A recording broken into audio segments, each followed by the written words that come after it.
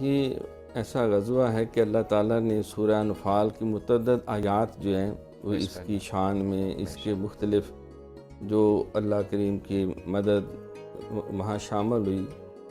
اس کا خاص طور پہ ذکر کیا گیا اور نام لے کے وَلَقَدْ نَصَرَكُمُ اللَّهُ بِبَدْرٍ وَأَنْتُمْ أَذِلَّةٌ، اور بے شک اللہ نے میدان بدر میں تمہاری بڑی مدد کی جب کہ تم بہت ہی زیادہ قسم پرسی کے عالم میں تھے، کمزوری میں تھے، تو اللہ کی مدد سے جو ہے بے شک تو اس کو کفر اور اسلام کا باضابطہ پہلا مارکا، اس کو یوم الفرقان بھی کہا گیا کہ حق پرست بندے ایک طرف تھے اور شیطان پرست جو ہے وہ دوسری طرف تھے۔ تو اس اعتبار سے غزوہ بدر یہ